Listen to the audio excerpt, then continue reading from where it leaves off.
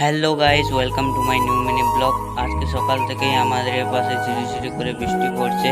এই রকম বৃষ্টিতেই ভিজে ভিজে আমি হাত মুখ ধুয়ে নিলাম। হাত মুখ ধুয়ে তাড়াতাড়ি জামা প্যান্ট পরে রেডি হয়ে আমার ডিউক আর বই ব্যাগটাকে নিয়ে চলে গেলাম আমি শুধু টিউশন। কিন্তু আমার বৃষ্টিতে ভিজে ভিজে টিউশন যাওয়াটাই হয়ে গেল স্যার, কেননা আজকে বৃষ্টির জন্য আমাদের টিউশন ছুটি। তাই ঘরে এসে তাড়াতাড়ি আমার লেসন কমপ্লিট করে আমি ছাতা নিয়ে চলে গেলাম আমাদের বাজার।